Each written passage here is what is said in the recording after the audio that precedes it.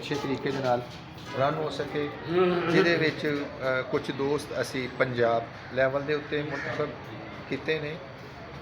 Advise ਹੈ ਮੁੰਤਖਬ ਦੇ ਸਾਡੀ ਨਾਕਸ ਕੋਸ਼ਿਸ਼ ਹੈ ਕਿ ਅਸੀਂ ਉਹਨਾਂ ਨੂੰ ਪੰਜਾਬ ਲੈਵਲ ਦੇ ਉੱਤੇ ਲੈ ਕੇ ਆਈਏ ਔਰ ਉਹ ਪੰਜਾਬ ਲੈਵਲ ਦੇ ਉੱਤੇ ਜ਼ਿੰਮੇਵਾਰੀਆਂ ਨੂੰ ਸੰਭਾਲਣ। ਐਸੇ ਤਰ੍ਹਾਂ ਹੀ ਲਾਹੌਰ ਡਿਵੀਜ਼ਨ ਨੂੰ ਅਸੀਂ ਕਵਰ ਕਰਨ ਦੀ ਕੋਸ਼ਿਸ਼ ਕੀਤੀ ਹੈ, ਉਹਦੇ ਨਾਲ ਨਾਲ ਲਾਹੌਰ ਜ਼ਿਲ੍ਹੇ ਨੂੰ ਅਸੀਂ ਕਵਰ ਕਰਨ ਦੀ ਕੋਸ਼ਿਸ਼ ਕੀਤੀ ਹੈ ਤਾਂ ਕਿ ਨਏ ਦੋਸਤ ਸਾਡੇ ਦਸਤੇ ਬਾਜ਼ੂ ਬਣਨ ਔਰ ਅਸੀਂ ਉਹਨਾਂ ਨੂੰ ਬਿਹਤਰ ਤਰੀਕੇ ਦੇ ਨਾਲ ਅੰਜਮਨ ਅਰਾਈਆਂ ਪਾਕਿਸਤਾਨ ਨੂੰ ਅਸੀਂ ਚਲਾ ਸਕੀਏ ਦੋਸਤਾਂ ਦੇ ਨਾਲ। ਤੇ ਇਸੇ ਹੀ ਸਿਲਸਿਲੇ ਦੇ ਵਿੱਚ ਅੱਜ ਛੋਟੀ ਜਿਹੀ ਗੈਟ ਟੂਗੈਦਰ ਹੈ, ਉਹਦੇ 'ਚ ਮੈਂ ਤਮਾਮ on behalf to Malik Muhammad Akbar Arain general secretary Anjuman ਅਰਾਈਆਂ ਪਾਕਿਸਤਾਨ ਤੁਹਾਡਾ ਸਾਰਿਆਂ ਦਾ ਸ਼ੁਕਰੀਆ ਅਦਾ ਕਰਦਾ ਹਾਂ। ਤੁਸੀਂ ਸਭ ਆਪਣੇ ਕੀਮਤੀ ਵਕਤ ਦੇ ਵਿੱਚੋਂ ਟਾਈਮ ਕੱਢ ਕੇ ਤੇ ਅੱਜ ਇਸ ਪ੍ਰੋਗਰਾਮ ਦੇ ਵਿੱਚ ਸ਼ਿਰਕਤ ਕੀਤੀ ਤੇ ਮੈਂ ਕਿ ਸਭ ਤੋਂ ਪਹਿਲੇ ਅਸੀਂ ਮਲਕ ਸਾਹਿਬ ਇੱਥੇ ਹੀ ਜਿਹੜਾ ਹੈਗਾ ਨਾ ਅਸੀਂ ਫਰਦਨ ਉਹਨਾਂ ਨੂੰ ਸਾਰੇ ਦੋਸਤਾਂ ਨੂੰ ਜਿਹੜਾ ਹੈਗਾ ਬਕਾਇਦਾ ਉਹਨਾਂ ਦੇ ਅਨਾਉਂਸ ਕਰਨੇ ਆ ਤੇ ਫਿਰ ਅਸੀਂ ਜੀ ਉਹਦੇ ਵਿੱਚ ਸਰ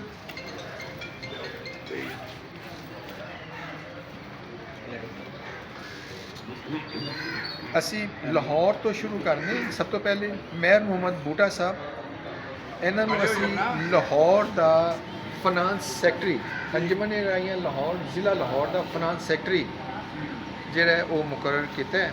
ਥੈਂਕ ਯੂ। ਉਹਦੇ ਇਲਾਵਾ ਹਾਫਿਜ਼ ਚੌਧਰੀ ਹਾਫਿਜ਼ ਮੁਹੰਮਦ ਸ਼ੁਐਬ ਅਰਾਈ, ਇਹ ਜੀ ਸੀਨੀਅਰ ਨਾਇਬ ਸਦਰ ਜ਼ਿਲ੍ਹਾ ਲਾਹੌਰ।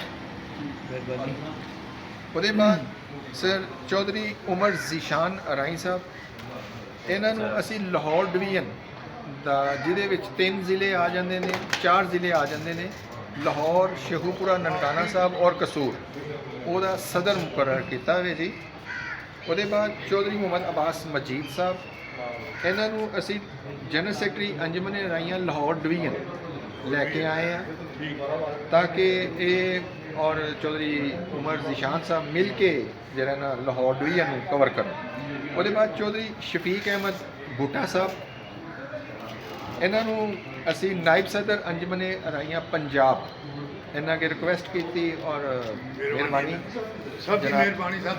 ਔਰ ਚੌਧਰੀ ਸਭ ਤੋਂ ਅਹਿਮ ਬੰਦਾ ਸਰ ਚੌਧਰੀ ਮੁਹੰਮਦ ਕਾਸਮ ਅਰਾਈ ਸਰ, ਇਹਨਾਂ ਨੂੰ ਵੀ ਅਸੀਂ ਨਾਇਬ ਸਦਰ ਅੰਜਮਨ ਅਰਾਈਆਂ ਪੰਜਾਬ ਲੈ ਕੇ ਆ ਰਹੇ ਹਾਂ ਸਰ ਤਾਂ ਕਿ ਨਾ ਇਹ ਸਾਨੂੰ ਅੱਛਾ ਤਰੀਕੇ ਦੇ ਨਾਲ ਹੁਣ ਅੰਜਮਨ ਨੂੰ ਰਨ ਕਰਨ ਇਹ ਜ਼ਿੰਮੇਵਾਰੀਆਂ ਹੋਣ ਮਲਕ ਸਾਹਿਬ ਔਰ ਮੀਆਂ ਜਮੀਲ ਸਾਹਿਬ ਦੇ ਕੰਨਿਆ ਕੋਲ ਥੋੜ੍ਹੀਆਂ ਜਿਹੀਆਂ ਇੱਦਾਂ ਮੁੰਤਕਲ ਹੋਣ। ਸ਼ੁਕਰੀਆ।